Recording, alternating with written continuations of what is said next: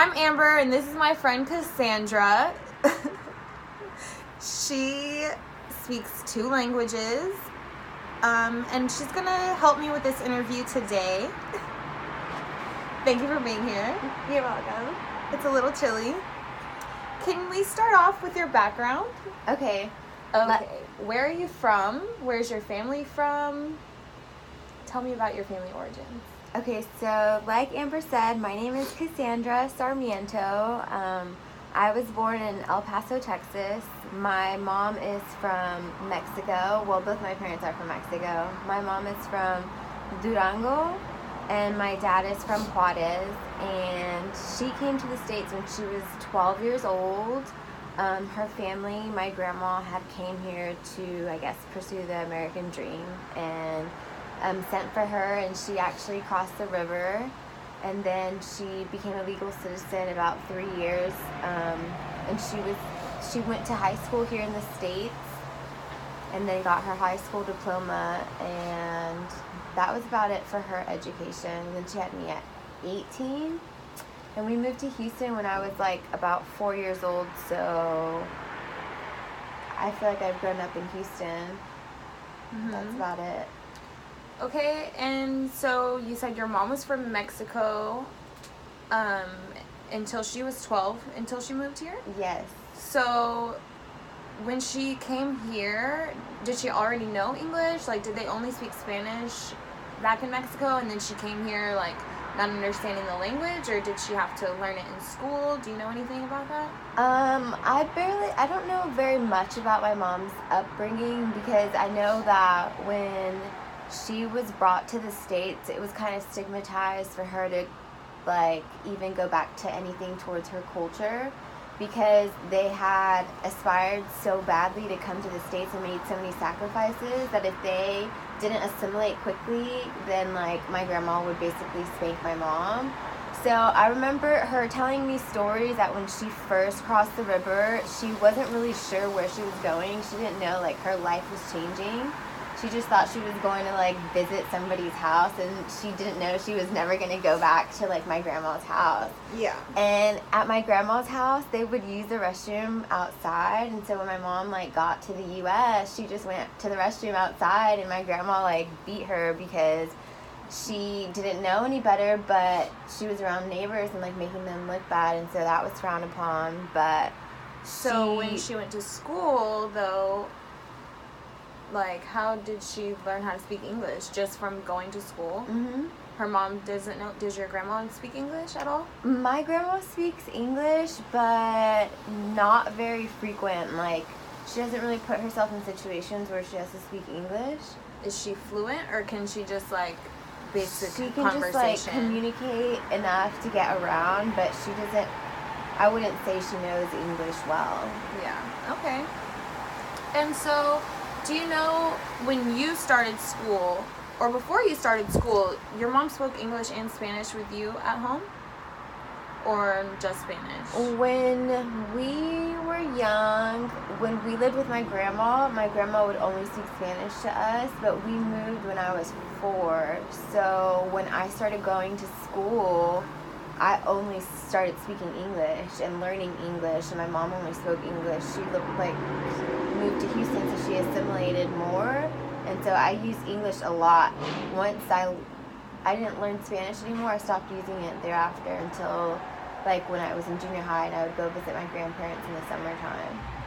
So you stopped speaking Spanish throughout your elementary years while you were in school and everything, so it wasn't an issue for you, the language difference. Okay. And then when you did start to go visit your grandmother, did it come back to you fairly easily, or did you have to, like, kind of relearn the language? Yeah, I would have to spend some time relearning, maybe a first few weeks of just, like, relearning the context of what those words meant, but then I think I picked it up. I think I never really learned Spanish super well, aside from, like, conversational, because I didn't learn it formally. So you would say, like, in written Spanish and reading, you're not that fluent. Very strong. Yeah. Okay. So then whenever you did visit your grandmother, how did you, I know you relearned the language, but was it by her correcting you, or was it just by like listening and picking up what you're getting wrong, or would she say like, this is how you say it, or just correct you?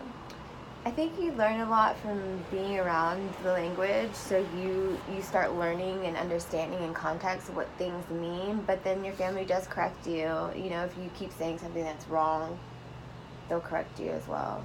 Okay. So you were just completely immersed when you went over there. They didn't speak to you in English. On TV, was it any English, or just like total Spanish all around you? Spanish. Okay. And you think that helped you? Like, would it have been harder, do you think, if they would have been also speaking English over there and only partly talking to you in Spanish? Maybe. Yeah? Because you're not so forced to learn language. Yeah. Okay. And then, I know, so you didn't have any problems really in elementary school. I know you told me that you struggled in math, but it wasn't really a language thing, right? Yeah, I think it was just because of like the school district that I was in, and then when I moved to like a stronger school district, I realized that I was behind in math. And the demographics in your elementary schools, do you know if it was like largely Hispanic population, or, you know, was it diverse? Because I know HISD, I've been to a lot of HISD schools, and they do have a lot of Hispanic children there. And then I moved to like a predominantly white school after that, so in junior high. Okay, so then junior high, did you have to take a Spanish course? Because I know we went to the same school. It was a mandatory that you speak Spanish, and they didn't have other, or not that you speak it, but that you take the language, and they didn't have other options yet until high school. So did you take Spanish classes in junior high? And if not, did you have to like prove somehow that you were already fluent in Spanish? Yes. They asked everybody to take a Spanish class, but because I was already a Spanish speaker, just took like a Spanish for Spanish speakers test and was able to test out of it, and so I didn't have to take it in high school, in junior high. Okay. And in high school, you took French as your foreign language? Are you fluent in French today? No, not at all. Okay. And what is the level of understanding that you would say that you have in French? Like, could you at least do like greetings, or could you like? Okay. Because I know. Okay, I think it's easier for me to read in French because you can, you know, go at your own pace versus a conversation. You have to really keep up with people's like accents and like how quickly the conversation's going. So reading is easier because you can kind of take it at your own pace, and it's easy to remember like vocabulary.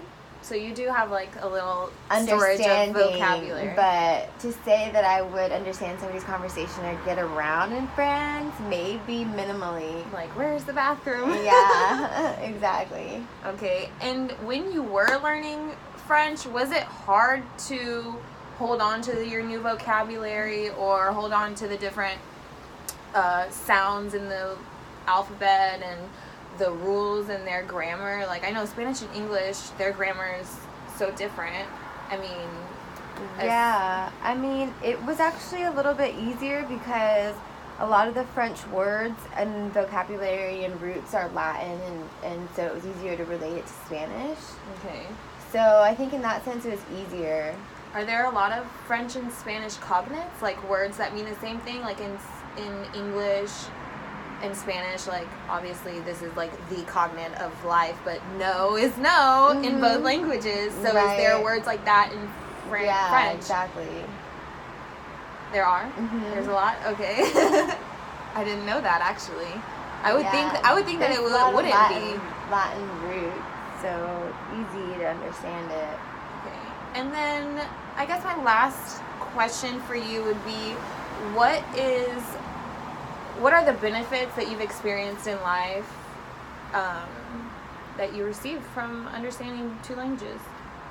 Well, I think that the geography of where I live has a lot of impact about the language that I know, because I think if I knew Spanish or my family was Hispanic and I lived maybe more north, it wouldn't be as advantageous as it is to me, because I work in like a office type of role, and we have so many clients that speak, you know, Spanish, because we are in Houston, Texas. I think that it helps me. It puts me ahead of like other people who don't speak Spanish. But I think it has a lot to do with the geography as well. Mm-hmm. So it helps you in your job, and it helps you. I mean, I know you've had a few jobs that you like at the bank and now. But outside of professionally, do you think that it helps you just socially too? I guess Spanish is like a pretty well-spoken language throughout the U.S. So when I travel, well, it's hard to say because I frequent a lot of places that only speak Spanish. But in that instance, it really helps me like communicate with the people, and so my like experiences are better because I can communicate with everybody. Awesome. Thank you so much for You're sitting welcome. down with me today and taking time. I learned some things about you that I probably would have never asked before, so thank you so much. You're welcome. Bye. Bye.